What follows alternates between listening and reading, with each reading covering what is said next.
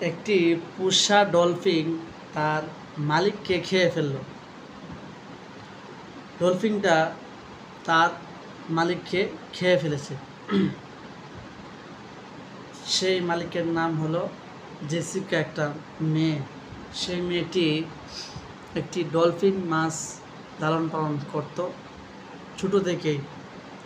যখন বড় হলো তার সাথে সে খেলাধুলা করলো, এমনকি একটি পুকুর তৈরি করে একটি সার্কাসের মতো একটি জায়গা তৈরি করলো এবং এক পর্যায়ে সে জনপ্রিয় হয়ে গেল। কিন্তু ডলফিন মাছটা কী করলো তার সাথে, যে তাকে খেয়ে ফেললো? ডলফিন মাছটি সে মালিককে খেয়ে ফেললো। সে মালিককে আর চিনে নাই। আরে সে তো জানোয়ার। মানুষকে বিশ্বাস করা যায় না, আর জানোয়ার তো সে খাইতেই পারে। এজন্য বেশি ভালোবাসা সর্বনাশ হয়। বেশি কোনো কিছুই ভালো না। বেশি কোনো কিছু করা যাবে না। তো জেসিকা সে কিন্তু ভাইরাল হয়ে যায়।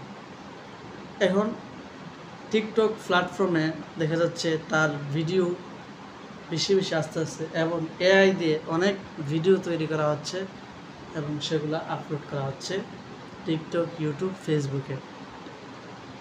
এবং তাকে নিয়েই আলোচনা হচ্ছে যে ডলফিন মাছ তার মালিককে খেয়ে ফেললো। সে অত কষ্ট করে লালন পালন করলো, ছোটো ছোটো মাছ খাওয়াইলো, অনেক খাবার দাবার দিল, সেই খাবার দাবার খেয়ে এখন তার মালিককেই খেয়ে ফেললো। এখন কথা হচ্ছে, আল্লাহ তাআলার মৃত্যু যেখানে যেভাবে রাখছেন সেভাবেই হবে। আল্লাহ তাআলা যেহেতু আল্লাহ তাআলা অনেক বছর আগেই তকদিরে লিখে রাখছেন যে কার মৃত্যু কীভাবে হবে। এজন্য সবসময় আল্লাহ তাআলার কাছে দোয়া করা যেন আল্লাহ তাআলা আমার মৃত্যুটা হয় আল্লাহ তাআলার সন্তুষ্টিতে। আমার মৃত্যুটা হবে আল্লাহ তাআলার সন্তুষ্টিতে। যদি আল্লাহ তাআলা রাজি থাকেন তাহলেই আমার দুনিয়া ও আখিরাত শান্তি হবে। এটাই কামনা করতে হবে এবং এটা নিয়েই জীবন গড়তে হবে, তাহলেই সফলতা আসবে ইনশাআল্লাহ। কারণ আমরা চিরদিন থাকবো না। এই পৃথিবী থাকার জায়গা নয়। পৃথিবী অস্থায়ী, ক্ষণস্থায়ী পৃথিবী। এই পৃথিবী থেকে অবশ্যই ছেড়ে যেতে হবে। তো আশা করি সবাই বুঝতে পারছেন। আজকের ভিডিও এই পর্যন্তই।